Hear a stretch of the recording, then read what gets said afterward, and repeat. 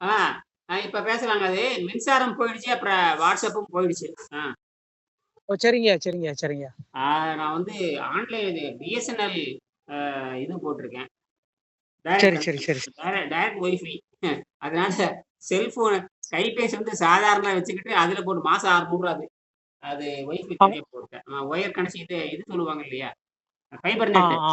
BSNL fiber net. நீங்க அ வீட்ல பிஎஸ்என்எல் ஃபைபர் நெட் போட்டுருக்கிறீங்களா? இல்ல. இல்லங்க அது போடல. நம்ம அ செல்லு தான். அது படிக்கிறதுக்கு ரொம்ப ஆனா ஆராய்ச்சியாளருக்கு ரொம்ப பயன்படுங்க. ஆ, ஆ, ஆ, ஆ. எதிர்காலத்துல இனிமேல் வீட்ல இருந்தே வேலை செய்யற மாரி வந்துருங்கய்யா. அப்படிதாங்கய்யா போகுது. இல்ல இல்ல 2 விஷயங்கய்யா. ஒண்ணு வந்து ஆ, எனர்ஜி டிசாஸ்டர் ரொம்ப ஆகப்போகுது. எனர்ஜி அதாவது எரிசக்தி. எரிசக்தினா வாகனங்களுக்கு தேவையான எரிசக்தியும் குறைய போகுது. மக்களுக்கு தேவையான எரிசக்தியும் குறைய போகுது. ஆமா. அது நிச்சயமா.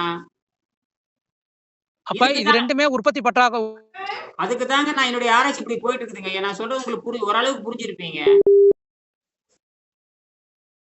வணக்கம். ஐயா, எடுக்குதா? நான் பேசுறது சரியா ஐயா எடுக்குதா? கேக்குதா? ஆ. சொல்லுங்க. உங்க இல்ல விட்டு விட்டு வருது. நீங்க தோட்டத்துல என்றது சரியா இருக்கு. உங்களுக்கு தோட்டத்துல இருக்கிறனால அப்படி எடுக்கல என்னமோ? ஆ, ஆ. இல்ல நான் லைன்ல வரட்டா? இல்ல, இல்ல. அ ச பேசுங்க. நீங்க பேசலாம். இப்ப ஓரளவுக்கு எடுக்குதுன்னு நெனைக்கிறேன். இப்ப ஓரளவுக்கு எடுக்குதா? எடுக்குதுங்கய்யா.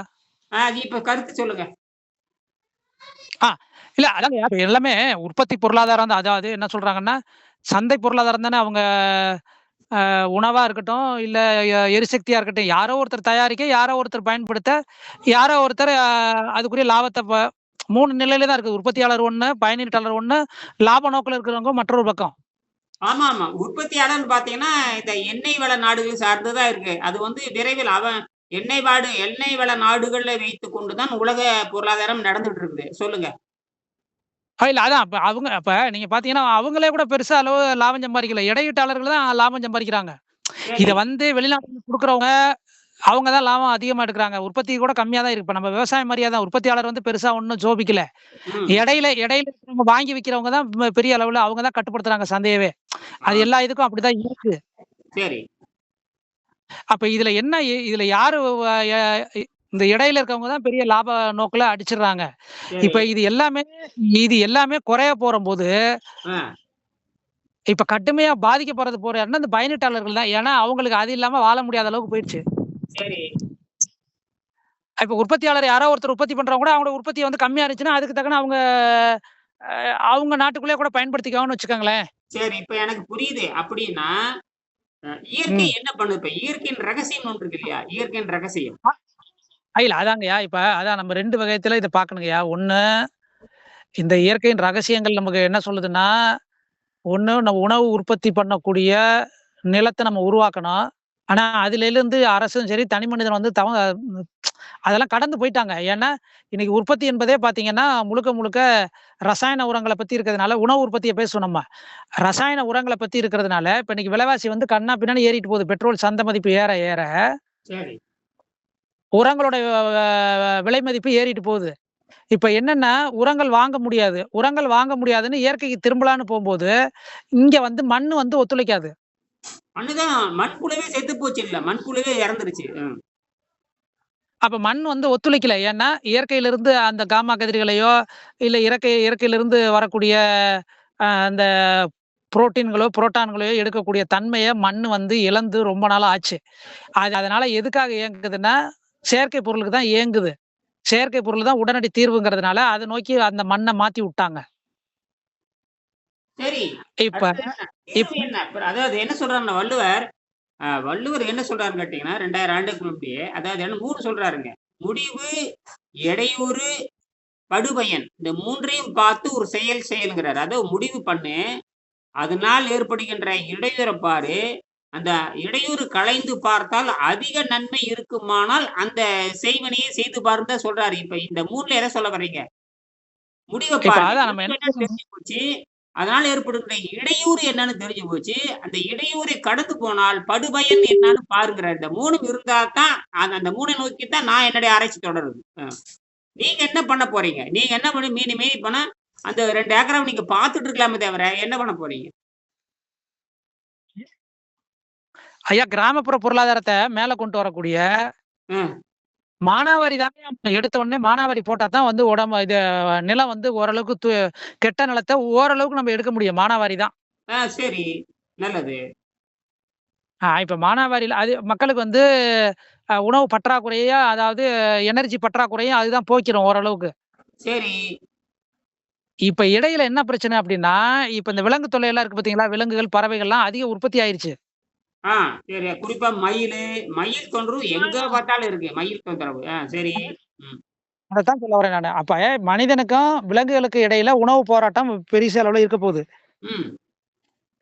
இப்ப முதல்ல மனிதன் தனக்கு தேவையான உணவ கட்டுப்படுத்தி கொண்டு வரும்போது, இப்ப ஏன்னா இந்த இயற்கை நவீன எல்லா விதமான ஏன்னா பெட்ரோலு எல்லாமே போக போறதுனால, ம். மக்கள் வந்து அங்கங்க பெருசா நகரு வந்து கம்மியாயிரும். சரி. மக்கள் வந்து ஒரே இடத்துல இருக்கிற மாரி, இல்லாட்டி குழு குழுவா இருக்கிற பொழுது மிகப்பெரிய பிரச்சனை வரும். சரி. அப்ப அவங்க என்ன பண்ணுவாங்கன்னா, காடு கரைய நோக்கி தான் நகருவாங்க. சரி. காடு கரைய நோக்கி நகர்ந்தா எத்தன நாள் அவங்களால பட்டினியில இருக்க முடியாது. அப்ப ஏதோ ஒண்ணு ஒரே வழி விவசாயத்த நோக்கி நகர்வு தான் இருக்கும். ஆ அது இன்னைக்கு நம்ம இங்க தான் இங்க தான் பரிணாம அறிவியல் முந்திக்குதுங்க ஐயா. நீங்க என்ன பண்றீங்கன்னா, அருள் கூர்ந்து டார்வினுடைய கொள்கை எதிர்காலத்துல எப்படி அடையும்னு தான் நீங்க பேசணும். இப்ப கரெக்ட்டா வர்றீங்க. டார்வின் கொள்கை இருக்கு இல்லையா? டார்வின் கொள்கை ஆமா. வந்து 6ஆம் நிலை, அடுத்தது 7ஆம் நிலை. திருவள்ளுவர் சொல்வது 7ஆம் நிலை. இது எவனுக்குமே புரியல. அதாவது நம்மாழ்வாருக்கும் புரியல. இப்ப இருக்கிற ஞானப்பிரகாஷுக்கு சுத்தமா புரியல. இல்ல அதாங்கய்யா நம்ம பரிணாமத்துல பார்க்கும்போது இப்ப என்னன்னாங்கய்யா, ஆ இப்ப கொழுத்து திங்கிறவங்க அடுத்து பார்த்தீங்கன்னா, அந்த தீனியிலே கிடைக்காத பொழுது கம்மியா திங்க தான் பார்ப்பாங்க. ஏதோ ஒண்ணு அதாவது சுவை கம்மியா இருக்கிறது தான். ஏன்னா அவங்களால தீனிய விட்டு வெளியில வர முடியாது. இது நான் அது சொல்லிர்றேன். அந்த தீனி விட்டு வெளிய வரலைன்னா, நீங்க அதனால தான் நோவ குடுத்துட்டு வருது. நீங்க உலகத்துல அதான். பார்த்தீங்கன்னா, நோவு அதிகமாயிட்டே போகுது இல்லையா? அதாவது வள்ளுவர் சொல்றாரு, கண்டிப்பா. "அ ம். உற்றவன் தீர்ப்பான் மருந்து உழைச்செல்வன் என்று அப்பால் நாள் கூற்றே மருந்து." அதாவது நோயாளி, மருந்து, ம். மருத்துவன், மருந்தையே பின்பற்றி வாழ்பவன். அதாவது நீங்க நோயாளியா மாறிடுறீங்க. தின்னு, தின்னு, தின்னு, தின்னு, தின்னு நோயாளி. சரிங்களா? அதுக்கப்புறம் கண்டிப்பா. மருந்துக்கு போறீங்க. அப்புறம் மருந்து யார் சிபாரிசு பண்றாங்க? மருத்துவன நம்புறீங்க. அதுக்கப்புறம் எதுக்கு போறீங்க? மருந்தையே நம்பி வாழ்றீங்க. இந்த 4மே எமனைப் போல சூழ்ந்து கொள்ளுங்கிறாரு. எப்படி ஒரு காளை மாட்ட சுத்தி 4 சிங்கம் சேர்ந்துச்சுன்னா, எப்படி தப்பிக்க முடியாதோ, இதுதான் விதிங்கிறாரு. அப்படின்னா, இங்க தவம் தான் முக்கியம். இந்த தவத்தை செய்யாதவர்கள் அதனால தான் வள்ளுவர் இப்ப வறுமை வந்துடுச்சு. நீ சொல்ற மாரி வள்ளுவர் "இலர் பலராகிய காரணம்." வறுமை வந்து பெருகிட்டு போறதுக்கு காரணமே யாரும் நோன்பு நோற்பதில்லை அப்படின்னு தெளிவாட்டிக்கிறார் 2000 ஆண்டு. இதனால தான் தமிழ்நாடு சீர்கெட்டு போச்சு. புரியுதுங்களா? தமிழ்நாடு அதாங்கய்யா. மட்டுமல்லைங்கய்யா. ம், ம், ம். தமிழ்நாடுன்னு இல்ல மட்டுமல்ல. இப்ப தமிழ்நாடு வந்து சிறந்த மெய்யியல். 20,000 ஆண்டுகளுக்கு முன்பு மெய்யியல் எழுதியாச்சு. உலகத்துல இருக்கிற எல்லா பல்கலைக்கழக ஆராய்ச்சியாளர்களும், மொழி பற்றி ஆராய்ச்சி பண்ண அத்தனை பேத்துக்குமே தெரியும். உலகத்தில் மூத்த மொழி தமிழ் மொழி தான். அதுதான் மெய்யியல்னு சொல்லிட்டு ஜி.எஃப் போப்பு, கால்டுவெல்ன்னு மற்ற எல்லாத்துக்கும் தெரியும். ஆனால் அது 2000 ஆண்டு இடைவெளி ஆயிப்போச்சு. இடைவெளி ஆயிப்போச்சு. அதனால தான் திருவள்ளுவர் என்ன பண்றாருன்னா, இந்த சமூகத்த மக்கள் சமூகத்தை மீட்க வேண்டும் என்பதற்காக தவம்னு ஒண்ணு எழுதினாரு. ஆமாங்கய்யா. இல்ல நான் என்ன சொல்ல வரேன்னாங்கய்யா, அப்ப இப்ப சிம்பிளா சொல்லி முடிச்சிடுறேன். ஆக இப்ப நான் பிரச்சனைக்கான தீர்வு சொல்றேன். ஒண்ணு எரிபொருள நான் கண்டுபிடிச்சாகணும். இனியன் கண்டுபிடிச்சாச்சு. இப்ப இனியன் கண்டிப்பா, கண்டுபிடிச்சு இப்ப தான் கண்டுபிடிச்சிருக்கேன். இது ஏற்கனவே பல கண்டிப்பா. வகையா நான் கண்டுபிடிச்சிருக்கேன். அது இன்னும் புரியல. கண் அது வந்து இப்ப வந்து நான் செய்யறது நீங்க கண் முன்னாண்ட நீங்க செஞ்சு பார்க்கக்கூடியது ஒரு ரூ. 50 செலவுல செஞ்சு பார்க்கலாம். இது பின்னாட சரி. இப்படி ஒண்ணு வரணும். அதுக்கப்புறம் நான் வந்து என்ன பண்ணணும், உணவு இல்லாமல் நான் வந்து 1 வருஷத்துக்கு வாழ்ந்து காட்டணும். இது 2யும் நான் செஞ்சா மட்டும் தான் உலகம் வந்து திருந்தும். கண்டிப்பா, கண்டிப்பா. இதுதான் தீர்வு. மற்றபடிக்கு நீங்க நம்மாழ்வாரும் வேலைக்கு ஆகாது. அப்புறம் நெல் ஜெயராமனும் வேலைக்கு ஆகாது. இப்ப இருக்கிற அவர் பேரு என்ன? வேலைக்கு ஆகாது. ஏன்னா, சிறப்பொடு பூசணி செல்லாது. சிறப்பொடு பூசணி வந்து நீங்க வான் சிறப்புங்கிற அதிகாரத்த எடுத்து பார்த்தீங்கன்னா, உலகத்திலே வந்துங்க எந்த ஒரு மெய்யிலும் 2வது அதிகாரம் வான் சிறப்பு எந்த இலக்கிய நூல்லயும் கிடையாது. ஆனா, திருவள்ளுவர் தான் அந்த சித்தர்கள் வழிபாடு, அந்த இயற்கை வழிபாட்டுக்கு அப்புறம் 2வது வான் சிறப்பு சொல்றாரு. ஏன்னா, குழந்தைகளை காப்பாற்ற வேண்டும் என்பதற்குத்தான் உணவே தவிர, 18 வயசு கடந்த இந்த கழுதைகளுக்கு உணவு தேவையில்லைங்கிறது தான் விஷயம். கண்டிப்பா, 18 வயசு கழுதைங்க நொறுக்குதுன்ட்டு இருக்குதுங்க. கண்டிப்பா. இதனால தான் நான் என்ன பண்றேன்னு கேட்டீங்கன்னா, இதுதான் வெங்கடேசன் கண்டுபிடிச்சாரு. ஆக வயது வந்த ஆண், பெண் அனைவரும் நம்ம அகத்தூய்மை செய்ய வேண்டும் என்பது சித்தர்கள் கண்டுபிடிச்சாங்க. இது யாருமே செய்யல. அதனால தான் இனியும் தன்னுடைய வேலையை அதனாலதான் நான் வந்து வெங்கடேசனுடைய பரிந்துரை பேர் தான் அந்த 1 ஏக்கரை வாங்கினேன். இப்ப என்ன பண்றாருன்னா அது பண்ண போறோம். அப்ப இப்ப அடுத்த கண்டுபிடிப்பு. அவரு தன்னுடைய உங்கள்கிட்ட புத்தகம் இருக்கு எடுத்து படிச்சு பார்த்தா 220ஆம் பக்கத்துல மக்களுக்கு தேவையான மின்சாரத்தை வழங்க முடியும் என்ற கண்டுபிடிப்பு உறுதியாக இருக்குங்கிறார். அதிலிருந்து மறுபடியும் டெவலப் பண்ணி இன்னும் நான் அதை டெவலப் பண்ணி இப்ப கடைசியில வந்து அணு சிதைவுன்னு ஒண்ணு இருக்கு. இதுவரைக்கும் எந்த விஞ்ஞானிகள் முயற்சி செய்யாதது. கண்டிப்பா.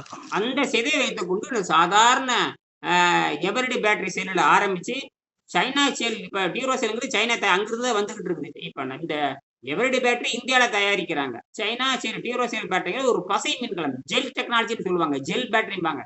இது அற்புதமான பேட்டரி. அற்புதமான பேட்டரி. அது இரும்பு மாதிரி இருக்கும். இரும்பு தான் அது. அவ்வளவு நல்லா இருக்கும். அந்த தொழில்நுட்பத்தை ஆராய்ச்சி பண்ணி அப்ப சாகா நிலையில் கொண்டுட்டு போகணுங்கிறது இயற்கை. அப்ப அது சாகா நிலைன்னு பெட்ரோல் இருக்கக்கூடாது, டீசல் இருக்கக்கூடாது. காத்துல இருக்கிற நைட்ரஜன் அது உறிஞ்சுக்குது. இப்ப நீங்க பாத்தீங்கன்னா இந்த நீங்க வச்சிருக்கிற ரூல் பென்சில் என்ன பண்ணுதுன்னு கேட்டீங்க, உங்களுக்கு தெரியாமயே காத்துல இருக்கிற நைட்ரஜன் உறிஞ்சிட்டு இருக்குதுங்க அது. கண்டிப்பா. காற்று இருக்கிற நைட்ரஜனை உறிஞ்சுக்கிட்டு உள்ள இருக்கிற கார்பனை வெளியேற்றுது. அது ஆனா அந்த கார்பன் வந்து குறையவே குறையாது. உள்ள இருக்கிற அணு சிதைவு நடந்துகிட்டே இருக்குது. எந்த கெடுதலும் பண்ணாது.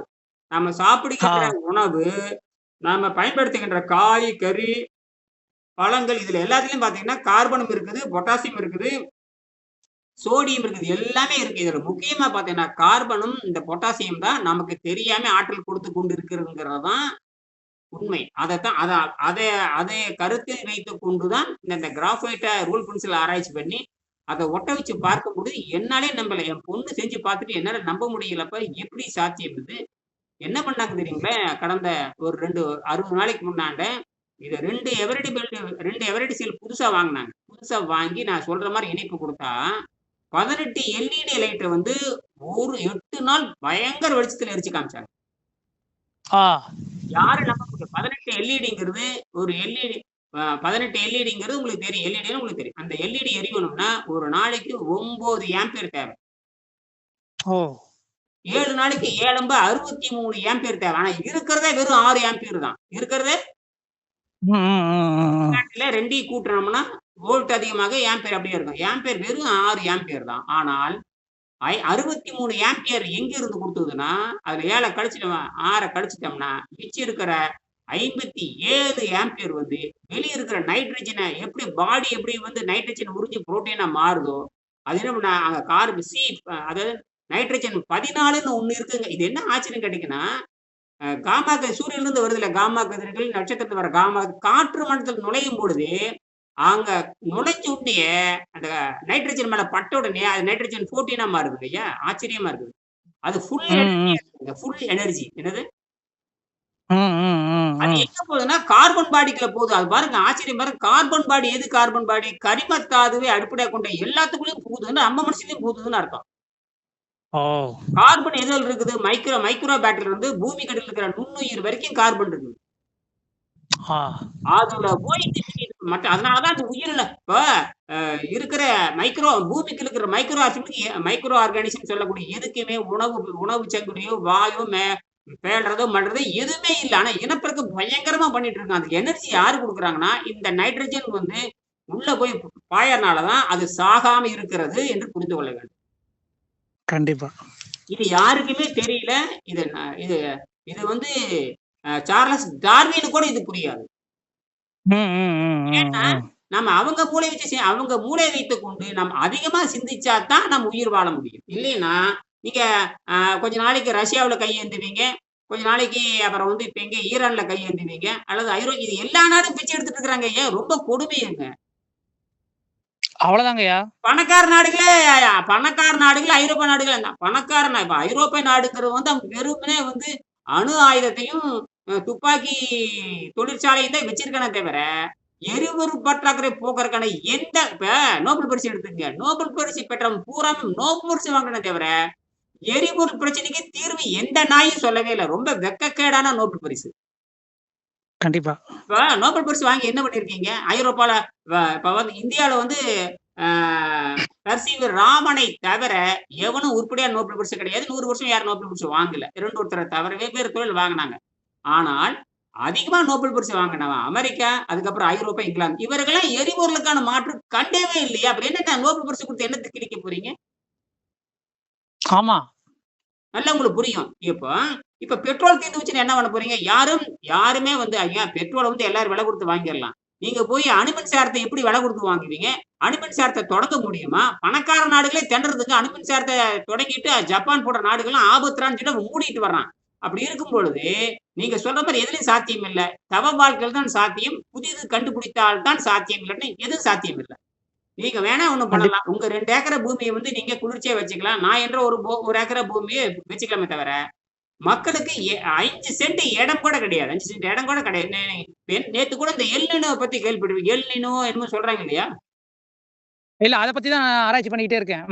அந்த சொல்லுங்கய்யா. எல் நினோ முக்கியமான ஒருத்தர் இந்த பூ உலகின் நண்பர்கள்ன்னு சொல்லிட்டு நெறைய பேர் பேசுறாங்க. பூ உலகின் நண்பர்ன்னு ஒரு குழு இருக்கு. அவங்க வந்து எல் நினோவ பத்தி பேசுறாங்க. நேத்து கூட அந்த நியூஸ் 18 ஒரு சேனல்ல வந்து ஒருத்தர் பேசினாரு. ஒரு தமிழ்நாட்டில் புகழ் பெற்றவர் தான். அந்த பூவுலக நண்பர் செயலாளர்ன்னு நெனைக்கிறேன். என்னமோ ஆனா, அவர் கடந்த ஒரு 50 ஆண்டு வரலாறு, 100 ஆண்டு வரலாறு, 1800 அதுக்கு முன்னாடி நடந்தது, 1700 என்ன நடந்தது, அப்புறம் தாது வருஷ பஞ்சாங்கம் வந்தது எல்லாம் பேசுறாரு. நுட்பமான அறிவோடு பேசுறாரு. அவர் சொல்றாரு, "ஒண்ணும் காப்பாத்த முடியாது. ஒண்ணும் காப்பாத்தவே முடியாது." அவர் என்ன சொல்றாருன்னா, அதாவது இந்த மாரி மாநகரங்கள் கான்கிரீட் கட்டடம்னு சொல்றோம் பார்த்தீங்களா? மாநகரம் வந்து தமிழ்நாட்டுல நெறைய கான்கிரீட் கட்டடம் இருக்கிறது வந்து முதல் சென்னை தான். அது வந்து 90 விழுக்காடு வந்து நிலத்த உள்வாங்குறதோ, வெப்பத்த இதெல்லாம் வந்து கெட்டு போயி, ரேடியேஷன் வந்து கடுமையா இருக்குது. உள்வாங்குது, வெளியிடுது. அதனால வந்து அந்த ஒரு 10 கிலோமீட்டருக்குள்ள வந்து நமக்கு வந்து ஒரு 30 டிகிரின்னா, அவனுக்கு 36 டிகிரி காட்டுறதுக்கு காரணமே, அந்த கான்கிரீட் மாறிருச்சு அப்படிங்கிறான். அது ஒண்ணுமே பண்ண முடியாதுங்கிறாங்க. அப்ப வாழ தகுதியற்ற நிலமாக மாறிவிட்டது சென்னைங்கிறாங்க. இதுக்கு மாற்றே கிடையாதுங்க. மக்கள் அங்கிருந்து வெளியோடணுமே தவிர, ஆனா ஒண்ணு கடுமையா தமிழ்நாடு பாதிக்கும் இந்தியாவும், தமிழ்நாடும் கடுமையாக பாதிக்குங்கிறது அது இயற்கை தான். இந்த வெப்பம் தான் இது பண்ணியே தீரும். நான் ஒண்ணும் பண்ண முடியாது. அவ்வளவுதான்ட்டாரு அவரு. ஐயா ஒண்ணும் இல்லங்கய்யா. ஆ, ஒரு சிறு உதாரணம். ஒரு 10 நாளைக்கு மின்சார சக்தி வந்து இல்லன்னு வச்சுக்கங்க. ஆ. இப்ப இரவுலேங்கயா வெப்பம் அதிகமாற பொழுது, அது பார்த்தீங்கன்னா, எல்லாத்துக்குமே மூச்சு திணறல் வருதுங்கிறான். ஒரு மாரி ஆயிருது. எல்லாமே அ அந்த வெப்ப சமநிலைக்காக ஏசி போட்டுக்கிறாங்க. ஏர் கூலர் கடையெல்லாம் பார்த்தீங்கன்னா, அங்க தாங்க முடியல. ம். எல்லாம் எல்லா வீட்டுக்கும் ஏர் கூலர் போயிருச்சு. ஆ, ஏசி ஓட்டாங்க. ஆ. இப்ப மின்சக்தியில இயங்கணும். இப்ப ஆமா. மின்சாரம் இல்லன்னு வச்சுக்கோங்க, அந்த எல்லினோ வந்து அதிகமாகிற பொழுது, ஆ வெப்பம் அதிகமாச்சுன்னா, மின்சக்தி வந்து ஒழுங்கா சரியா கிடைக்காது நமக்கு. தற்கொலை நெறைய அது நடக்குதுன்ட்டாங்க. தற்கொலை நெறைய நடக்கும். ஆமா. நெறைய வந்து அது அந்த மின் டிரான்ஸ்ஃபார்மர் வந்து வெடிக்கும். இல்லாட்டி செயலிழந்து போகும். ஃபியூஸ் அதிகமாகும். இப்ப ம், ஒரு பேச்சுக்கு 10 நாளைக்கு கடுமையான வெப்பம் உயர்ற பொழுது 10 நாள் மின்சாரம் இல்லன்னா, ம். நகர்ப்புறத்துல யாருமே குடியிருக்க முடியாதுங்கய்யா. காற்று அழுத்தம் வந்துரும். அது ஆ, ஆ அதத்தான் அவரு நேத்து குறிப்பிட்டாரு. அது நேத்து என்ன குறிப்பிட்டாருன்னா, வசதி ம். இருக்கிறவன் ஏசி போட்டுக்கிறான். ஆனா 90, 80 விழுக்காடு மக்கள் அ சராசரி மக்கள் தானே அவங்க என்ன பண்ணுவாங்கன்னு கேட்கிறேன். அவங்க இப்ப 10 விழுக்காடு ஏசி போட்டு உட்கார்ந்துக்கிறான். சென்னையில இருக்கிறவங்க எடுத்துக்கோமே 1,00,00,000 பேரு ஒரு 1,00,00,000 பேர்ல மீறி மீறின ஒரு 20,00,000 பேரு ஏசி போட்டுக்கிறான்னு வச்சுக்கோங்க. மிச்சம் 80,00,000 பேர் படாத பாடு படுவாங்கிறாரு. என்னது? அதாங்கய்யா 10 நாளைக்கு மின்சாரமே இல்லன்னா, பணக்காரன் என்ன பண்ணுவாங்கிறேன் நானு. பணக்காரன் கோயிந்தா தான். அவன் சீக்கிரம் இப்ப நம்மளால தாக்கு பிடிப்பான். அவன் சீக்கிரம் செத்து போயிருவான். அதான் சொல்றேன். மின்சாரமே இருக்காது. ஆ ஏன்னா, உண்மையாலுமே சென்னை வந்து கல்பாக்கம் அணுமில்லை நம்பி தாங்க வாழ்ந்துட்டு இருக்குது. அணு மின்சாரம் இல்லைன்னா முடிஞ்சுது கதை. அதாங்கய்யா உச்சகட்ட வெப்பநிலைக்கு போம்போது, கண்டிப்பா அந்த மின்கலன்கள் வந்து இயங்காதுங்கய்யா. ஒரு மாரி ஆமா, ஆயிரும். ஏன்னா ஆமா. அது ஏன்னா உற்பத்தி வந்து ஒரு குறிப்பிட்ட டெம்பரேச்சர்ல இருந்ததுனால அதுக்கு பழக்கப்பட்டுருக்கும். ஆ இப்பதான் கரெக்ட்டா வர்றீங்க. இப்போ அறை வெப்பநிலையில இப்ப நீங்க சொல்றபொழுது பார்த்தீங்கன்னா, எல்லா மின்சாரமும் ஒண்ணா கடுமையான வெப்பத்தில தான் அது மின்சாரமே வெளியே வருது. அப்ப கடுமையான வெப்பத்தில தான் வந்து பாதிப்பு. ஆனால் அறை வெப்பநிலையில் மின்சார உற்பத்தியாகிற முறை இதுவரைக்கும் கண்டுபிடிக்கப்படல. இனிமேல் கண்டுபிடிக்கப்படும். ஆனா ஆமா. அதுக்கெல்லாம் ஒரு 10, 15 வருஷம் ஆயிரும். இப்ப நான் அதத்தான் நான் ஆராய்ச்சி பண்றேன். இப்ப நான் வச்சிருக்கிற அந்த டியூரோசெல் பேட்டரி வந்து 65 நாளா ம். அ அப்படி வெப்பமும் இல்லாம, குளிர்ச்சியும் இல்லாம அந்த 33 டிகிரிலயே அப்படியே இருக்கு. மின்சாரத்த தொடர்ந்து வழங்கி வருது. நம்பவே முடியல. அப்ப அதாங்கய்யா. இப்ப என்னன்னா, இப்ப அதான் இப்ப இங்க மக்களுடைய மனநிலையே என்னன்னா, ம், ஒரு இந்த கிரிக்கெட் விளையாடுறான்னு வச்சுக்கங்களேன், ஒரு ஆள் வந்து இந்திய டீம்ம பூரா கரை சேர்ப்பான். ம். அப்ப ஒரு போராளி இருக்கான்னா, அவர் பேர மட்டுமே வச்சு அவர் பார்த்துக்குவாரு, எல்லாத்தையும் நம்மள பூரா காப்பாத்திருவாரு. ஒரு அரசியல் தலைவர் ஆ இருக்காரு, அவர் வந்து தமிழ்நாட்ட காப்பாத்திருவாரு. அருமை, அருமை. சரியான முறைக்கு வந்துட்டீங்க. கேப்டன் பார்த்துக்குவாரு. நமக்கு வேலை இல்லைங்கிற மாதிரி. அதான் ஒரு ஆள் உட்காந்துக்கிட்டு அவர் எல்லாத்தையும் பார்த்துக்குவாரு. நம்ம சொகுசு வாழ்க்கை வாழலாங்கிற மாரி தான் நம்ம ஒரு ஓட்ட மட்டும் போட்டுவிட்டு, ம். நம்ம தப்பிச்சுக்கலாம். அவர் எல்லாத்தையும் சரி பண்ணி விட்டுருவாரு. இல்லாட்டி நம்ம எல்லாரும் சேர்ந்து அவர கேள்வி கேட்போம். நான் தானே உனக்கு ஓட்டு போட்டேன். ம். அப்ப இந்த மனநிலை தான் மக்களுக்கு இருக்குது. எனக்கு தேவை, நான் சொகுசு வாழ்க்கை வாழக்கணும். பிள்ளை பெத்தா எனக்கு காசு தரணும், நகை போடணும். இப்ப என் பொண்டாட்டி பிள்ளைக்கு சொகுசு வாழ்க்கை தரணும், நல்ல அரசு மருத்துவம் தரணும். ஏன்னா என்ட்ட ஓட்டு இருக்குது. ம். இப்படிதான் எல்லாருடைய மனநிலையும் இருக்குது. ஆனா, ஆ. இ இ ஆனா இயற்கை வந்து அப்படி யாரையும் இருக்க சொல்லல. ஆ இங்க இப்பதாங்க யாரையும் அப்படி யாரும் இருக்க சொல்ல தற்சார்பு அவனவன் சிந்தித்து, அவனவன் தொழில் செய்து, அவனவன் முன்னேற வேண்டும் தான் சொல்லுது. கரெக்ட். அவனவனுக்கு தாகம் எடுத்தா தண்ணி குடிக்கிறான். அவனுக்கு மூச்சு பிரச்சனை வந்தா மூச்சு இழுத்து விடுறான். அவனுக்கு மலம் போலன்னா அதுக்கு என்ன வேலையோ அத செய்யறான். செஞ்சு ஆகணும். எனக்கு அவன் என்ன நினைக்கிறான், இவனுக்கு மலம் போலன்னா டாக்டர் பார்த்துக்குவாருங்கிறான். அது தவறு. அது எத்தன மாத்திரைய குடுப்பாரு? ம். ஒண்ணு அதிகப்படுத்திக்குவாரு, இல்லாட்டி இறுத்து கட்டி விட்டுருவாரு. அருமையான அருமையான சிந்தனை. இப்ப என்ன இப்ப நீங்க நானும் பிரச்சனைக்கு தீர்வு சொல்றோம். இது இதான். இப்ப பிரச்சனைக்கு தீர்வு என்னன்னாங்கய்யா, மக்கள முதல்ல இப்ப ஐயா இப்ப எல்லினோன்னு மக்களுக்கு புரிய வைக்கிறாங்கல்ல. இப்ப அதே மாரி தான் மக்கள் புரியாத நிலையில இருக்கிறாங்க. அது வரும்பொழுது தான் அவங்களுக்கு புரியும். இப்ப என்னன்னா, இப்ப உற்பத்திங்கிறது வந்து தனி மனிதன் ஒரு ஆளு எத்தன பேத்துக்கு சோறாக்கி போட முடியும்? முடியாது. முடியாது. சாத்தியக்கூறே இல்ல. அம்மா நீங்க உணவகம் அம்மா கூட இப்ப அம்மா உணவகம் எல்லா ஊர்லயும் தொறந்துட்டா நடக்க போதா? அதே அதே கட்டுப்படி ஆகாது. அம்மா உணவகம்னா ஐயா ஏதோ 1, 2 அதாங்கய்யா. நடக்கு. ஐயா ஐயா நேத்து நான் ஒரு சின்ன வெளியில ஒரு நிகழ்வுக்காக போயிட்டு வந்தேன். அது ம், ரொம்ப நெருங்கியவரு. அப்ப பாத்தீங்கன்னா, ம், எ அ அ அங்க என் நண்பர் வந்து சாப்பாட்டுக்காக போயிட்டாரு. நான் வெளியில நின்னுகிட்டு இருக்கேன். அந்த உணவகத்துல. ம், அவங்க சொல்றாங்க 2 உணவகத்துல போனோம் நாங்க. ம், நான் வெளியில நின்னுக்கிட்டேன். அவரு உள்ள போறாரு. ம். அவரு வீட்டுக்கு வாங்கிட்டு போறோம். பெண் குழந்தைகளுக்கு அவங்க மனைவியாருக்கெல்லாம் வாங்கிட்டு கிட்டத்தட்ட டோக்கனே பார்த்தீங்கன்னா 1/2 மணி நேரம் ஆகுது. நீங்க குடுத்துட்டு 1/2 மணி நேரம் நில்லுங்க சார். இங்க அதுக்கு முன்னாடி இருக்கவங்கலாம் நிக்கிறாங்க சாயந்திரம் 7 மணிக்கே. ம். இன்னொரு இடத்துக்கு போனோம்னா, அவன் அது மாரி 1 மணி நேரம் ஆகுங்கிறான். இப்ப என்னன்னா, மக்கள் யாருமே வீட்ல கூட சமையலாக்க எல்லாமே மறந்துட்டாங்க. ஆ இப்ப வீட்டு எல்லாமே சமையல் உண்ம, உண்ம. ஆ. அதான் அப்படிதான் இருக்கு. வீட்ல கூட பெண்கள் வந்து சமையலாக்க மறந்துட்டாங்க. ம், அவங்களுக்கு என்னன்னா, ஒண்ணு கடையில போய் சாப்பிடணும், இல்லாட்டி வீட்டுக்கே வரவழைக்கணும். அப்ப ம். உணவு உற்பத்தி இருந்தா கூட, சமையல் வேலைன்னு ஒரு பெரிய ப்ராசஸ் நடந்துகிட்டு இருந்துச்சு. அது உண்டு. அதையும் கூட மறந்துட்டாங்க இன்னைக்கு. உச்சபட்ச அவல நிலைக்கு போயிட்டாங்க. போயாச்சு, போயாச்சு. அவல நிலை நீங்க சொல்றதெல்லாம் அடுக்குமாடி கட்டடத்துல 100க்கு ஆ 90 பேர் நீங்க வந்து வீட்டுக்கு உணவு வருதே தவிர, யாரும் அங்க தயாரிப்பதில்ல. பேருக்கு தான் சமையலறை தவிர, அது அப்படியே தூங்கிட்டு தான் இருக்குது. வாங்குனதெல்லாம் தூங்கிட்டு இருக்குது. கடையில பண்ணி சாப்பிடலாங்கிற நிலைக்கு போயாச்சு. அதாங்கய்யா இப்ப எப்படி உணவுக்கு தேவையான தானியங்கள் எப்படி உற்பத்தியோ, ம், அது மாரி அதாவது உடலுக்கு தேவையான ஆற்றல் ப்ராசஸ்ன்னு இந்த உணவு முறை தயாரிப்பு முறைன்னு ஒரு முறை வந்து தமிழர்கள்ட்ட இருக்கு. ம். அப்ப அதையே உடைச்சுட்டாங்க இவங்க. அதையே உடைச்சுட்டாங்க. அதையே மறந்துட்டாங்க. ஆமா. யாரோ ஒருத்தர் சுவையா செஞ்சு குடுப்பாங்க. நம்ம நிம்மதியா ஏசிய போட்டுட்டு தூங்கிரலாங்கிற கட்டத்துக்கு மனுஷன் போனதுனால, அ. விழுந்துச்சுன்னா இவங்க பாதாளத்துல தான் போய் விழப் போறாங்க. அப்படி விடுவிட்டுங்கிறேன் நானு. அதுதான் அங்க தான் பரிணாம அறிவியல். பரிணாம அறிவியல்ல வந்து நம் நீங்க என்ன சொல்றாங்கன்னா, பரிணாம அறிவியல் அடிப்படையில் பார்த்தீங்கன்னா, பூச்சிக்கொல்லி மருந்து அடிச்சீங்கன்னா, 97 ம், விழுக்காடு பூச்சிகள் செத்து போய்விடும். மிச்ச ம். 3 மட்டும் தான் பரிணாமத்தில் தாக்குப்பிடித்து, அந்த பூச்சிக்கொல்லிக்கு எதிரான உடலமைப்பை பெற்று தன்னை உயிர்த்தெழும்ங்கிறாரு. இதுதான் இந்த உயிர்த்தெழுதல்னு பேரு. அப்ப 97 பேர் சாவது உறுதி. இது யாரும் மாற்றவே முடியாது. மாற்ற முடியாது. அதுல இன்னொரு விஷயம் என்னன்னாங்கய்யா, ம். ஒரு தீமையில ஒரு நன்மை இருக்கு. ஆ. இப்ப இந்த வெயில்னால என்னன்னா, இருக்கிற மரங்கள் வந்து பூச்சிக்கொல்லி தாக்காது. அது ஒரு சரி. எல்லாம் சரி. பூச்சிக்கொல்லி எல்லாம் ஒரு சரி. ரைட்டு. ஆனா உணவு உற்பத்தி நிறுத்திரும். இருக்காது. இப்ப ஐயா ஐயா என்னன்னாங்கய்யா, நான் இதுவரைக்கும் விவசாயத்துல நம்ம பார்த்ததுல வந்து பார்த்தீங்கன்னா, ம். எப்ப நமக்கு நீர்த்தன்மை அதிகமா இருக்கோ, அப்பதான் வந்து அந்த பூச்சிகளோட தன்மை வந்து அதிகமா இருக்கு. சரி. அப்ப அதனால இப்ப உற்பத்தி வர்றது எதனால பார்த்தீங்கன்னா, பூச்சிகளால பாதிக்குது. ம். ஆனா, ம். இப்ப பார்த்தீங்கன்னா, பூச்சி தொல்லை இருக்காது. ஆனா அ. உணவு உற்பத்தியே கம்மியாயிரும். உணவு உற்பத்தியே கம்மியாயிரும். ஏன்னா நீங்க சொல்றது சரிதான். தன்னை தற்காத்துக் கொள்வதற்காக அனைத்தையும் நிறுத்தி, உயிர் வாழ்றதுக்கு மட்டும் தான் அது தன்னுடைய ஆ சமநிலைப்படுத்திக்குமே தவிர, உற்பத்திக்கு போகவே போகாது. சரிதான். போடாது. ஆமா, ஆமா. சரிதான். இப்ப அதுதான் நம்ம எளிமையா தப்பிக்கணும்னா, மக்களுக்கு வந்து முதல்ல நம்ம சொல்ல வேண்டியது, என்ன சொல்ல வர்றோம்னா, முதல்ல நீங்க தயவு செய்து நீங்க நீர் வேளாண்மைக்கு போகாதீங்க. ம். காட்டு வேளாண்மைக்கு போங்க. காட்டுகள்ல கிடைக்கும் ஐயா ஒண்ணும் இல்லைங்கய்யா. இந்த YouTubeல நீங்க அடிச்சு பாருங்க.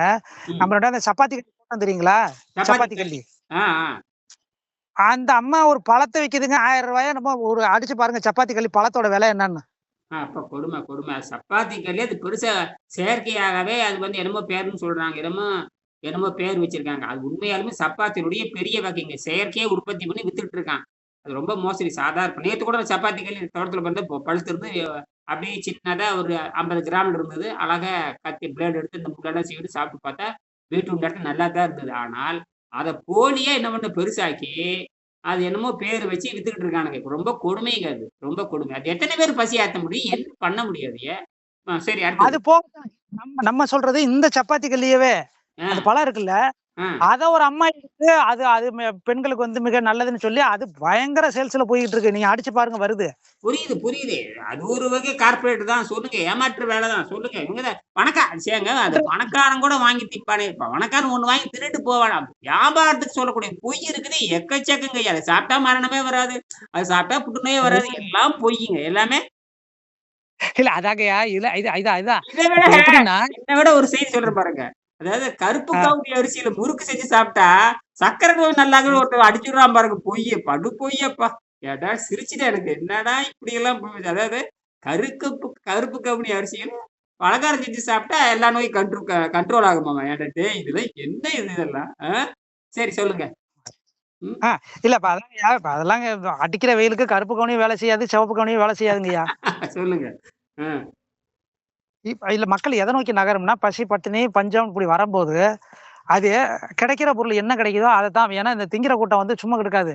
ஒண்ணு இலை இலைய கூட புடுங்கி தின்னுட்டு தான் அவன் உயிரா இருக்கான். அதுக்கப்புறம் ஒரு 5 வருஷம் கழிச்சு தான் அந்த மத்த ப்ராசஸ்க்கு வரும். அப்ப அதுக்கு இடையில பார்த்தீங்கன்னா, இந்த இந்த இந்த கூட்டத்துக்கு பூரா பார்த்தீங்கன்னா, ஒரு பெரிய தீனி குடுக்குற கூட்டமா இந்த தீனி குடுத்தாகணும். வேற வழி இல்ல. இந்த உற்பத்தியாளர் பூரா இந்த அரசு பணியில இருக்கிறாங்கல்ல, மக்களுக்கு உணவு குடுத்தாகணும்னு நெனைக்கிறாங்க பார்த்தீங்களா? செயற்கை உரங்கள. அவங்க தேவை என்னன்னா, மக்களுக்கு ஏதோ ஒண்ணு தின்னுட்டு அவன் உடனே சாவறத விரும்ப மாட்டான். அட ஒரு 5 வருஷம் கழிச்சு தின்னுட்டு சாவட்டும்னு தான் நெனைப்பான். ஏன்னா, அவங்க மேல பிரச்சனை ஆயிறக்கூடாது. உணவுனால பிரச்சனை வந்துருச்சு அப்படிங்கிறது வரக்கூடாதுன்னு தான் நெனைப்பாங்க. ம். இப்ப அதான் இப்ப என்னன்னா, மூட்டை மூட்டையா எங்கேயோ ஒரு பக்கம் தானியங்கள் உற்பத்தி பண்ணியாகணும். ஏன்னா, மனித குலம் அத நோக்கி தான் நகரும். ஆ. நம்ம மேம்பட்ட புலன் இருக்கிறவன், மேம்பட்ட புலனோட இருக்கிறவன், அடுத்து ஈஸியா ஒடியாந்துருவான். இங்கிட்டு ஒடியாந்துருவான். ஆனா, இல்ல நீ ஒட்டுமொத்தமா இருக்கிறது நீ சரிதாங்கய்யா. நேத்து அவரு அந்த அந்த இதுக்கு பேட்டி குடுக்கும்போது நியூஸ் 18க்கு பேட்டி குடுக்கும்போது, நீங்க சொல்ற செய்தி அப்படியே சொல்லிட்டாங்க. அதாவது ஆம். நாம 1 வருஷத்துக்கோ, என்னமோ 2 வருஷத்துக்கு அது சரியா எனக்கு தெரியல. அந்த அளவுக்கு ம். மத்திய அரசாங்கம், மாநில அரசாங்கம் உணவு இருப்பு வச்சிருக்குது. அதாவது விளைச்சல் இல்லைனாலும் கூட இருப்பு வச்சிருக்குதுங்கிறாங்க. ஆனால் உண்மதான். அது எத்தன நாளைக்கு இருப்பு இருக்குது? அது என்ன பாதிப்பு பண்ணுங்கிற யாருக்கும் தெரியாது. மொத்தத்துல உணவு தானே இருப்பு இருக்குதுன்னு சொல்றாங்களே தவிர, அ அது எப்படி சாப்பிட போறான்? என்ன பண்றான்? இருக்குதுன்னு சொல்லி இவங்க நேர்ல போய் யார் பார்த்தது யாரு? அது அரசு வெளியிடணும். ம். அரசு எப்ப வெளியிடும்னா, அது போர்க்கால அடிப்படையில அது உச்சபட்சமா போற பொழுது நாங்க உணவெல்லாம் வச்சிருக்கிறோம் அப்படிங்கிற மாரி தான் சொல்லும். ஆ. இது என்னன்னாங்கய்யா, இது என்ன அதாங்கய்யா பெட்ரோல் உற்பத்தி மாரி தான். பெட்ரோல் இருக்குதுன்னே சொல்லிட்டு இருந்தாங்க. இப்ப கடைசியில பார்த்தீங்கன்னா, ரேட்ட ஏத்திடுறாங்க பார்த்தீங்களா? ஏன்? இப்ப இது என்ன ஆயிரும்னா, அளவ குறைச்சிருவாங்க. ஆ நுகர்வுங்கிறத ஆ, குறைச்சிருவாங்க. ரைட். ஆமா. நீங்க நீங்க நீங்க ஒருத்தன் இருக்கான்னு வச்சுக்கோங்களேன், ஒரு 10 இட்லி திக்கிறவனுக்கு 1 இட்லி தான் போடுவான். ஆமா. புரியுது, புரியுது. ஆமா. கீழ மட்டும் இருந்துக்க. அதுல தான் நெறைய செத்து போயிரும். அது ஏன்னா தின்னு போகட்டுங்கிற அது பழக்கப்பட்ட அது போகட்டுங்கிற அது போய்த்தானே தீரணும். அது அதான பரிணாமம். அதுதான் பரிணாமம். அதை தான் நம்ம எதிர்பார்க்கிறோம். இந்த திண்ணி கூட்டம் போனா தான் இருக்கிறதுனாச்சும் அடுத்த தலைமுறைய ஆ காப்பாத்த முடியும். இந்த திண்ணி கூடம் இது உயிரா இருக்கும்போது அருமையா ஒட்டுமொத்தமா எல்லாம் செத்து போயிரும். திட்டி கூட்டம் ஒழிய வேண்டும். திட்டி கூட்டங்கிறது இழிவு கூட்டங்கய்யா. ஆமா. இதனால அடுத்து வரப்போற தலைமுறையும் ஒண்ணுமில்லாம நாசமா போயிரும். ஏன்னா ஒரு அடி பட்டு ஒரு கூட்டம் மேல வந்துருச்சுன்னு வச்சுக்கோங்களேன், அது தப்பிச்சுரும். எப்படியோ ஒரு சர்வைவல் ஆயிரும். ம். அப்ப அப்ப இந்த கூட்டத்த அப்படி உணவு கட்டுப்பாட்டுக்கு வரணும் அல்லது சாகணும். அவ்வளவுதான் விஷயமே. அல்லது ஆமா 2 விஷயம் தான். ம். 2 விஷயம் தான். ஒண்ணு உணவு கட்டுப்பாட்டுக்கு வரணும். இல்லன்னா சாகணும். அது சாகறத இவன் சும்மா சாக மாட்டான். ம். அவன் 4 பேத்த போட்டுட்டு சாவான். அங்க தான் பிரச்சனை ஆயிரும். சரி. அற்புதமான செய்தி. அ நல்ல விவாதம் பண்ணியிருக்கிறீங்க. அப்புறம் இவ்வளவுதான். எப்படி அது தோட்டம்லாம் இப்ப என்ன அதுதாங்க இப்ப இல்ல இல்ல. இப்ப நான் என்ன சொல்ல வரேன்னா, ஆ. இப்ப எளிமையா கிடைக்கக்கூடிய உணவுகளுக்கு ஒண்ணும் அட நம்ம வீட்லயே நம்ம குழந்தைகள் இருக்காங்க. இந்த செய்திய கொஞ்சமா பகிர்ந்து விட்டுறலாம். ஒண்ணும் இல்ல. இப்ப அவங்களுக்கு பசி உணர்வு இருக்குன்னு வச்சுக்கங்களேன். அத சாந்தப்படுத்துறதுக்கு இது மாரி இந்த கள்ளி கத்தாழையில கூட ஒரு விஷயம் இருக்குன்னு அவங்க அந்த ஒண்ணுமே கிடைக்கலங்கும்போது, இப்ப குடிலுக்கே நம்ம டிராவல் ஆகி போறோம். ஆ. நம்ம எப்படியோ மேலே தண்ணிய குடிச்சிட்டோ, இல்ல ஏதோ ஒரு இலைய கசாயம் போட்டு குடிச்சுட்டோ நம்ம இருக்கிறோம்னு வச்சுக்கோங்க. சரி. நம்மள நம்பி ஒரு கூட்டம் எப்படி இருந்தாலும் வரும். ஆமா. நம்மள நம்பி எப்படி இருந்தாலும் ஒரு கூட்டம் வரும். ஏன் நம்ம குடும்பமே இருக்குல்ல. ஆமா. இப்ப அவங்களுக்கு ஏதாவது பிரச்சனைனா கூட, இது மாரி சின்ன சின்ன விஷயத்த பகிர்ந்துக்கணும்னு நான் சொல்ல வர்றேன். ஏன்னா, இந்த கத்தாழை வந்து ஒரு வேள உணவ சமன் செஞ்சுரும். அதாவது சப்பாத்தி கல்லுல இருக்க பழங்கள் ஒரு 10 பழம் இருந்துச்சுன்னா, ம். தலைக்கு 2 குடுத்துட்டோம்ங்களேன், தலைக்கு 2 குடுத்துட்டோம்னா, ம். அவன் கிட்டத்தட்ட எதுவுமே கிடைக்காத பொழுது அது 2 பழத்த வாங்கி குடுத்துட்டோம்னா, அது பெரிய கல்வரெல்லாம் வந்து திருட மாட்டான். எதுக்கு சொல்ல வரேன்னா, அந்த வேலிக்கல்ல போட்டு விட்டு வச்சுட்டோம்னா, ம். அது ஒரு ஒரு அந்த ஒரு ஒரு பருவநிலைய ஓட்டிரும். அது கிட்டத்தட்ட 3 மாசம் வரைக்கும் அந்த பழம் வருது. நான் ம். பார்த்தேன் அத. ம். ம். பார்த்தேன். ஆ. அத ஆ. புடி ம். அத புடிங்கிதற்கு கூட காலத்த கடத்தி விட்டுருவாங்க. ஏன்னா, அது ஒரு உணவு பொருளே இல்லன்னு தெரியல அவங்களுக்கு அத அத பத்தி ஞானமே இல்லன்னா, அது அப்படியே தான் கிடக்க போகுது. அத கட்டாயம். புடுங்கி திங்கக்கூட ஆள் இருக்காது. அவன் உணவுன்ட்டு தான் கிடப்பான். ம். இப்ப மொத்தத்துல அது மொத்தத்துல வந்து நீங்க சொல்ற மாரி, முதல் நம்ம நம்ம குடும்பத்திலிருந்தாவது தொடங்க வேண்டும் அப்படின்னு சொல்றீங்க இல்லையா? ஆமாங்கய்யா. இதெல்லாம் இருக்குதுன்னு நம்ம அவங்களுக்கு முதல்ல தெரியப்படுத்தணும். அதே மாரி இந்த கத்தாழையில சோத்து கத்தாழையில வந்து அது ஒரு வேள உணவ கட்டுப்படுத்தலாம்ன்னு சொல்றான். ஆமா. அது அந்த காலத்திலேயே அதெல்லாம் வந்து சரி பண்ணி பார்த்துருக்காங்க. இன்னொன்னு பெண்களுக்கு ஏற்படக்கூடிய வெட்ட சூட்ட வந்து ஏன்னா எல்லினோ வரும்போது ஆட்டோமேட்டிக்கா பெண் குழந்தைகளுக்கு பூரா வெட்ட சூடு வந்துரும். சரி, சரி. ஆமாய்யா. கடுமையா வந்து அ க ஆண்களுக்கு வந்து நீர்த்து இல்லாம போயிரும். சுகரோட தன்மை அதிகமாயிரும். ம். பெண்களுக்கு வந்து வெட்ட சூடு அதிகமாயிரும். ம். கடுமையான வெப்பத்தால போவும். அப்ப ம். அது ஒரு வேள உணவ குடுத்து, ம். அத எளிமையான வரையில உடல் சூட்ட வந்து அந்த சமநிலைக்கு கொண்டு வந்துரலாம். சரி. கத்தாழைய. ஆ. இதெல்லாம் எளிமையா கிடைக்கக்கூடியது. பெருசா தண்ணியெல்லாம் தேவையில்ல. இது சும்மா தண்ணியே இல்லாட்டி கூட இதெல்லாம் உயிரா கடந்துக்கும். சரி, இந்த செய்தியெல்லாம் வந்து ஆ உங்க துணைவியார்ட்ட எப்பாவது பேசியிருக்கீங்க? இந்த மாரிலாம் ஒண்ணு நடக்க போதுன்னு பேசியிருக்கீங்களா? அவங்களுக்கு அப்பக்கப்ப நான் சொல்லுவேங்கய்யா. ஏன்னா, அப்ப அவங்க கிட்டத்தட்ட ஒரு வேள உணவுல தான் அவங்க இருக்காங்க. கிட்டத்தட்ட நம்மளோட என் குடும்பத்த பொறுத்தளவுக்கு எல்லாமே ஒரு வேள உணவுக்கு தான் சிறிதளவு உணவுல தான் இருக்காங்க. ஆ. பெருசா ஒண்ணும் பெரிய நோயெல்லாம் எதுவும் கண்ல தெரியாது, மூட்டு வலி, முழங்கால் வலி எதுவும் இருக்குதா? அதெல்லாம் ஒண்ணும் பெருசா மூட்டு வலி, முடங்கால் வலிலாம் அதெல்லாம் எதுவும் இல்ல. ஏன்னா மூட்டு வலி அப் வந்துட்டாவே பெண்களுடைய வாழ்க்கை முடிஞ்சு போச்சு. இல்ல அதெல்லாம் அந்த அந்த அளவுக்கெல்லாம் பெருசா ஒண்ணும் இல்லங்கய்யா. அப்படி வந்ததுன்னா அகத்தூய்மை செய்யுங்க. அப்புறம் உங்க பொண்ணு என்ன உங்க பொண்ணுக்கு இந்த மாரி செய்திலாம் இந்த மாரி இயற்கைன்னு ஒண்ணு இருக்கு, அகத்தூய்மை ஒண்ணு இருக்கு எல்லாம் சொல்லியிருக்கீங்களா? ஆ ஆமாங்கய்யா. அப்ப ஏன்னா அவங்க வந்து அதான் அவங்க தானே முழுக்க இயற்கை மருத்துவரா தானே இருக்கிறாங்க. அதனால அவங்க முடிச்சுட்டாங்களா? முடிச்சுட்டு வேலைக்கு போயிட்டாங்களா?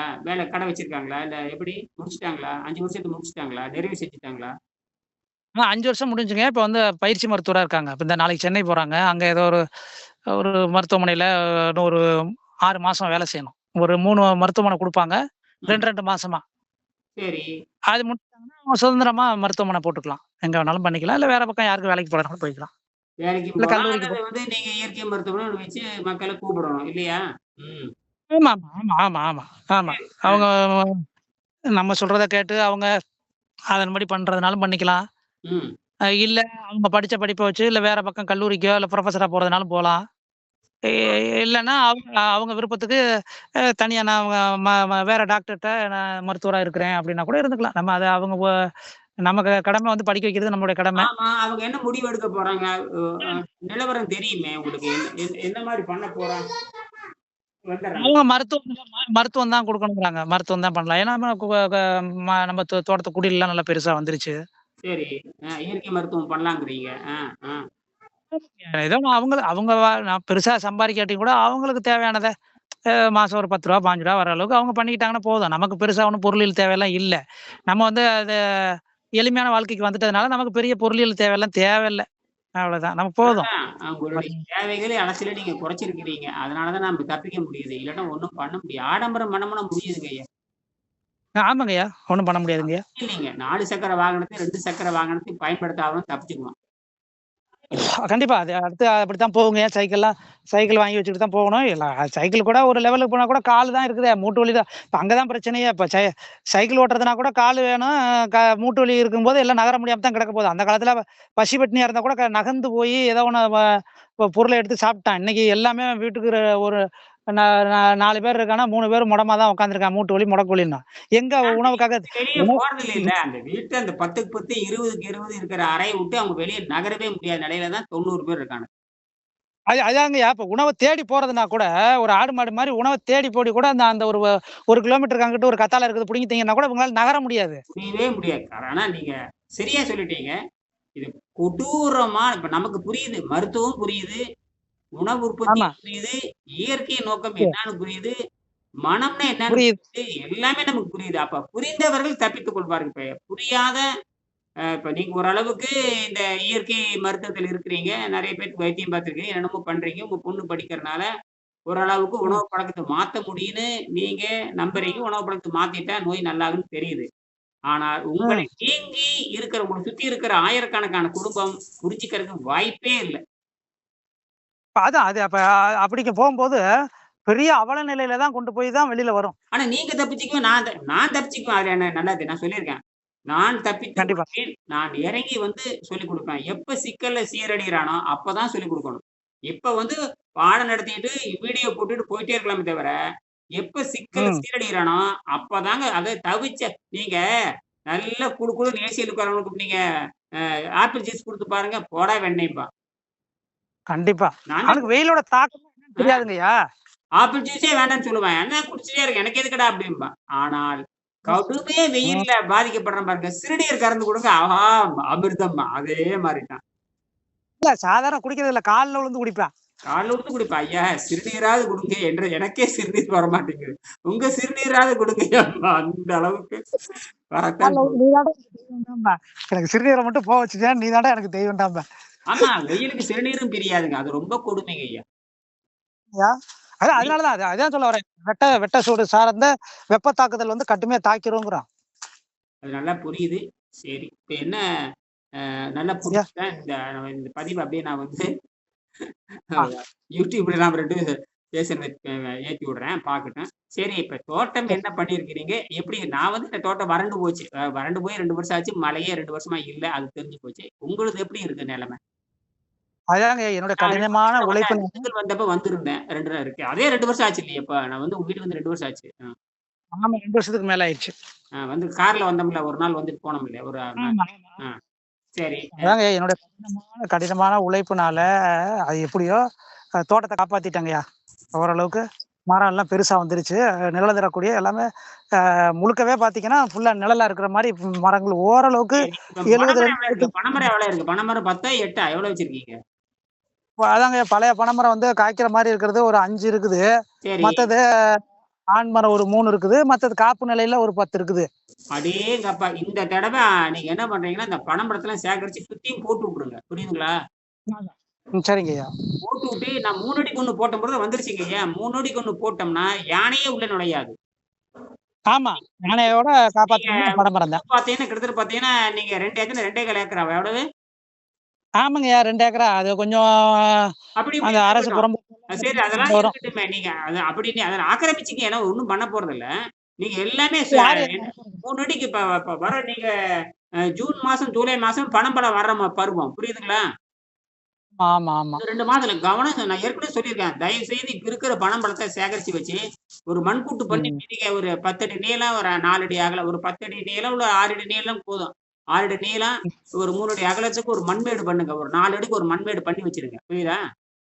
சரிங்கய்யா. பண்ணிட்டு இருக்கிற பணம் பணத்த எல்லாம் எடுத்து என்ன பண்றீங்கன்னா, விழுகிறதெல்லாம் சேகரிச்சு இந்த 3 மூணா பிரிச்சு, நெத்துக்குட்டலா நட்டி விடுங்க. அதாவது காம்பு பகுதி மேலயும், சதப்பகுதி அந்த குண்டி பகுதி கீழயும் இருக்கிற மாரி நெத்துக்குட்டலா நட்டி விட்டுருங்க. நட்டி விட்டு மேல ஓலைய போட்டுருங்க. பனை ஓலையோ, தென்னை ஓலையோ மேல போட்டுவிட்டு, ஒரு 4 நாளைக்கு ஒருக்க தண்ணி ஊத்திட்டே வாங்க. கிட்டத்தட்ட பார்த்தீங்கன்னா, 3 மாசத்துல சோக விட்டுரும். புரியுதுங்களா? ம், ம், ம். அப்புறம் அந்த வளர்ந்ததுக்கு அப்புறம், அது பனை நாற்றுன்னு நான் சொல்றேன். அதுக்கப்புறம் நீங்க என்ன பண்றீங்கன்னா, 3 அடிக்கு ஒருக்கா ஒரு சின்ன ஓட்ட போட்டு, ஆ ஒரு ஒரு 1 அடி அல்லது 3/4 அடிக்கு ஓட்டைய போட்டு கடப்பாரைய நோண்டி எடுக்கலாம். அல்லது திருகே விக்குது. திருகாணியே விக்குது. ஆ ஒரு சரி. ஆமா. அது ஒரு 6 இன்ச்சுக்கு அகலமுள்ள ஒரு திருகாணிய நாமளே செஞ்சுக்கலாம். உங்களுக்கு தெரியும் இல்லையா? ட்ரில் அவ்வளோதான். ஆமாமா. இருக்கு நான் கை வச்சிருக்கேன். ஆ அத வச்சு நீங்க தயவு செய்து பண்ணி விடுங்கன்னு நான் சொல்றேன். ஏன்னா, அதான். அத பண்ணிவிட்டு ம். சொட்டு நீர் போட்டீங்கன்னா, 7 வருஷத்துல பலனுக்கு வருதுங்கிறேன். அதாவது தானா வர்றதான் 15 வருஷங்க. புரியுதுங்களா? ஓ! ம். உமிழ்நீர் போட்டீங்கன்னா, அது வந்து 7 வருஷத்துல காய்ச்சுக்கு வந்துரும். அது மட்டும் இல்ல. அ உள்ள திருடன் கிருடன் மயிரு மட்டும் எவனும் உள்ள நுழைய முடியாதுங்க. அறுத்து விட்டுறான்ல. எவனும் தப்பிக்க முடியாது உள்ள. உள்ள வந்துட்டு வெளிய போ முடியாது. ஆமா, ஆமா, அப்ப நீங்க ஆமா. என்ன பண்ணா உயிர் பலியும் ஆயிருச்சு. அப்புறம் தானா முடங்கி நீங்க இனிமேல் எதுவும் நீ செலவெல்லாம் தயவு செய்து பண்ணாதீங்கங்கிறது உங்களுக்கு புரிஞ்சிருப்பீங்க இல்லையா? இல்ல அதாங்க அங்க செலவு பண்ண வேலை இல்ல. போட்டு பார்த்துட்டேன். அங்க தான் மயில் தொல்ல, ம். குரங்கு தொல்ல இதெல்லாம் இருக்கிறதுனால, அது எதுவும் இனிமேலு பெருசா ஒண்ணும் என்னால பண்ண முடியல. நெறையா இப்போ அது அதாங்கய்யா போட்டதுல பாதி வந்துட்டா கூட பரவால்ல. பாதி கூட வரல. ஆ. கடலைலாம் போட்டோம்னா எலி தொல்ல விடிய விடிய பெரிய நானும் விடிய நைட்லலாம் போய் லைட்ட கட்டிட்டுலாம் வெரட்டி பார்த்தேன். அதெல்லாம் முடியலங்கய்யா. முடியல. ம். ஆமா. முடியல, முடியல, முடியல. ரொம்ப ஆ. சாத்தியத்துலருந்து அசாத்தியத்துக்கு போயிருச்சு. அதான் விவசாயம் வந்து இனிமேலு அசாத்தியத்துல நிலையில தான் இருக்கும். அதுவும் ஆ. குறிப்பா வந்து பார்த்தீங்கன்னா, இயற்கை விவசாயம் வந்து ஏன்னா, இவங்க பல்லுயிர் பெருக்கங்கிறாங்க. அந்த பல்லுயிரே உணவு இல்லாம இருக்கிற பொழுது, மொத்த மனித உயிரையும் காலி பண்ணி விட்டுரும். இது எங்க இப்போ நீங்க சொல்றது உண்மைதாங்க. எப்ப நடக்குதுன்னா, அந்த ம். தோட்டத்துக்குள்ளேயே குடியிருந்த பொழுது அது சாத்தியமே தவிர, நகரத்துக்கு வந்துட்டீங்க. தோட்டம் வேறு, நகரம் வேற அதுதான். மாறிடுது. முடிஞ்சு போச்சு. இப்ப என்னைய நான் வேலை பார்க்கறதுக்கு நான் வீட்டுக்கு வர்றதா, இல்ல தோட்டத்திலேயே 24 மணி நேரம் உட்கார்ந்திருந்தா தான் தடிய தூக்கிக்கிட்டு. இது ஆஹா. எனக்கு சாத்தியக்கூறே இல்ல. நான் புரியாது. குடும்பமா எடுத்துட்டு வந்துரும். ம். அல்லது குடும்பத்த அப்படியே தூக்கி போய் தோட்டத்துல வைக்கணும். இதெல்லாம் சாத்தியமான்னு பாருங்க. அதான் இது இது மாரி பிரச்சனை வரும்போது ஆட்டோமேட்டிக்கா நான் நகர்ந்து அங்க போற மாரி இருக்கும். ஆ. அப்ப அது எனக்கு சாத்தியப்படும். இப்ப நீங்க போய் காட்ட போய் பார்க்கற மாரி, உங்க துணைவியாரோ, உங்க ம். மகளோ பார்க்க முடியாது. சாத்தியமே இல்ல. அவங்க அவங்கலாம் வரமாட்டாங்கய்யா. சரி. அவ்வளோதான் நம்ம சொல்ல வேண்டியது. நாம அடுத்தது மறுபடியும் இத பத்தி பேசுவோம் ஐயா. சரிங்களா? நன்றிங்கய்யா, நன்றிங்கய்யா. நீங்க என்ன நன்றி, பண்றீங்கன்னா, வணக்கம். ஒரு நிமிஷம் வீடியோ எனக்கு எனக்கு WhatsAppக்கு அனுப்பிச்சு விடுங்க. உங்களுடைய தோட்டத்தில நிலவரத்த அப்படியே படம் எடுத்து எனக்கு வீடியோ எடுத்து ஒரு 2 நிமிஷம் வீடியோவா எனக்கு அனுப்புங்க. நான் பார்க்குறேன். சரிங்களா? சரிங்க. அத அனுப்பிவுடுறேன். நன்றி. வணக்கம். மீண்டும் சந்திப்போம். நன்றி, நன்றி.